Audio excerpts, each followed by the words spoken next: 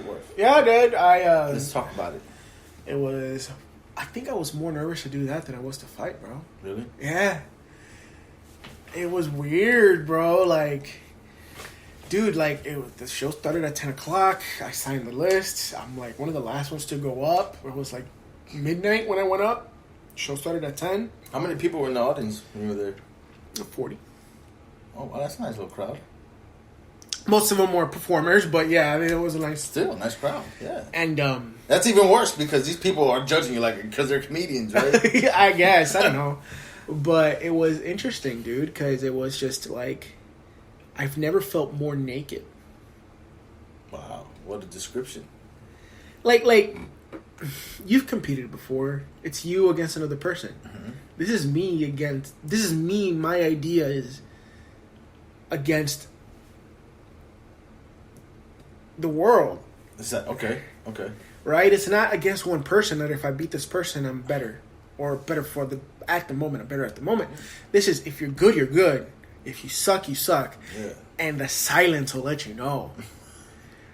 And it's like, bro, I hit my opening joke. I got a couple chuckles. And then I went into the story, and I literally hear guys say, what the fuck? And I'm like, I don't know if that's a good what the fuck or like a bad what the fuck. And then, I kind of play. I was like, I know, it's fucked up. Like, yeah, whatever, right? And I go up. I'm not going to tell you guys my set on air because I'm still working on my set. I don't have a set yet. But I got some laughs, which was like kind of a redeemer. And then, the lights were so blinding and I wasn't sure where to look. I was trying to move and be active on stage. I missed my cue for the 5 minutes and went over by like a minute or whatever. But... it was an interesting experience. I want to do it again. It's an art, bro. Like I've never felt more artistically free. Wow. Like I'm like, oh, these are like my ideas, and these are people that want to hear my ideas. If it's good, they'll let me know. If it's trash, they'll let me know. Like there is no in between. There's like, oh no, you're okay for you. No, there's like either you're good or you're bad. Yeah. So it's interesting, man. It's. I feel like you found a new drug, kind of.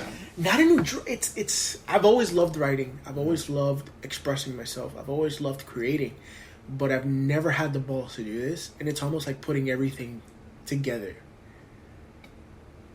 Man, I'll tell you what. I wouldn't be able to have the courage to go up there. Yeah, you played drums, bro.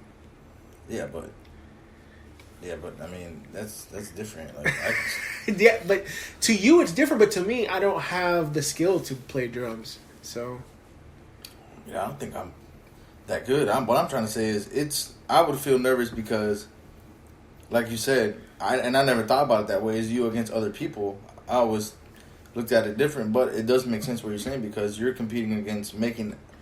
The people the people that are sitting down looking at you laugh. It's not even the comedians that are waiting to go up after me or before me. It's me against the crowd. You're making people laugh, and you don't win if you don't make them laugh. Right? Exactly. Yeah.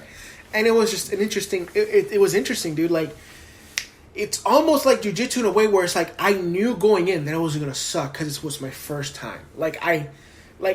It's easy to know and like understand what crowd psychology is. Like, I'm a wrestling fan. Like, I understand what crowd psychology is, but I don't know how to use crowd psychology.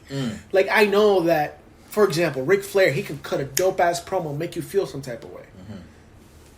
That's what stand-up is. But instead of, you're invoking an emotion of laughter, of happiness, or ironic, or whatever, right? But it's the same thing. You're cutting a 5-minute promo. And all of a sudden, they either respond in a good way or they don't.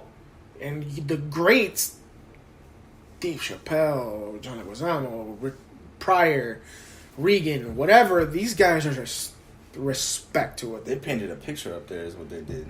Bro, they cut, if they were wrestlers, they cut the dopest promos night in and night out. Yeah. You know what I'm saying? And I was just like, wow, that's amazing.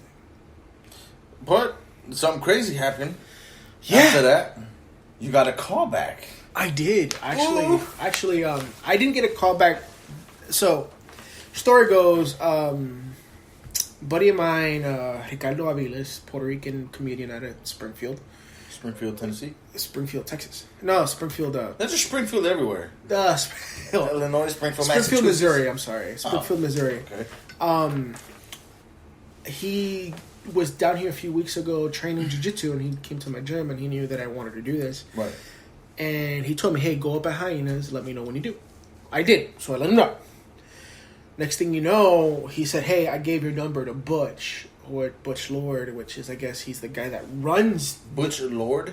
Butch Lord. That's his Sounds name. like an old Italian gangster. Hey, No, Butch. he's more like an old metalhead. Really? Yeah. Gave a number to the guy who does the booking and like actually mentors a lot of the young comedians. And Butch gave me a call, told me, it's like, "Hey, I saw your set," which I guess he was there. I didn't even know what this guy looked like. I had to look him up on Facebook after the fact. And he was like, "Hey, I'm doing another one on Wednesday. I want you to come out and let's talk." So I'm going out on Wednesday. Hopefully I'll get on stage. And I don't know, but I feel like this is the beginning of a potential new career.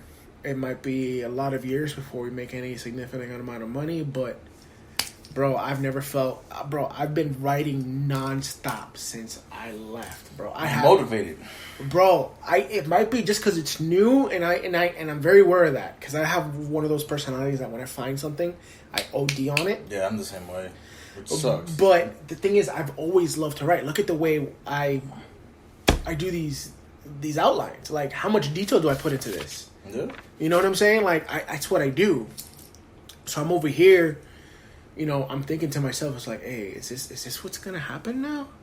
Is this really gonna happen right now? Like, am I starting something? I'm not expecting to be good anytime soon. You know, maybe I'll have a couple of good jokes that'll get some laughs, but like to be good where you're getting the time and the reps where I'm comfortable in front of the stage, in front of a crowd, and control the crowd. It's going to take a while, I know that, but I feel that with some mentorship, I think I could get some of my ideas, which I think are great ideas, and maybe a lot of them are trash. I'm going to tell you that right now. I've been writing some shit, I'm like, what the fuck am I writing? other things, I'm like, oh, that's funny. Thank you for the honesty. And it's not that it's not funny, it's that I'm not sure how to make them funny. It's like, you know, the crazy stories from back home. Like, you're like, I can't believe that shit happened. But you're like, there's something funny in here. I just don't know where the punchline is. So you're like a potter. They have the clay, you got the wheel. You're trying to figure out how to make the what is it? The pot that you want. Yeah, man, it's crazy, dude. It's since nobody's really reading my stuff, it's how I'm performing it. It's just cool that I can just be authentic with myself. Did you blank out? Did you forget like a line or something? I did not forget. It's like I told the story. I told the story. I know the story. I know the story. I told the story. I know the story. You don't need to talk. Not that. I didn't tell that story actually. I didn't tell the church girl story. Oh. I told my dad's in a CIA story. Oh, I gotcha. So yeah. That I think I would have creeped everybody out if I would have told that first story. Yeah. I think so. I think it would have been like funny because people would have been like, "Oh fuck, this dude just went there." Like it's his first one, and he's going like super dirty. I didn't want to go super dirty, so I just went more sadistic. So we'll figure it out. I don't know. It'll be good. So tomorrow's your second stand up. Hopefully, right? For sure, you're gonna have a conversation with the guy that runs the joint. So that's good, man. I hope you get at the worst case, I hope you get positive enlightenment on how to do this and good encouragement. So, but yeah, man. I know earlier you asked me what I did on the weekend, and I told you it was kind of boring, but I don't know how. I just forget things, bro. I just forget things. You're gonna have to take some alpha brain. My wife, she can tell you how much I don't even remember what I ate yesterday, but I did do something, and so did you. We both went out, not at the same time, but we should have. It was we should have pre-booked event. It was a pre-booked event, but we should have. This is what we should have planned for a date night between the wives, but because we're stupid, we didn't do it. Right. We saw Lion King, bro. We did, man. We did. We said last week verbatim that if it didn't start with the "Ha Shirenya, bro, Mama Richie, Mama, Mama Richie." Why you gotta be Puerto Rican, bro? But we said verbatim, if it didn't start with that opening sequence, we were walking out to refill the soda and come back pissed off. What a great way to open it, man. Now, be honest with me. When the movie started and like the actual scene started, did you feel like, why is it taking so fucking long to start?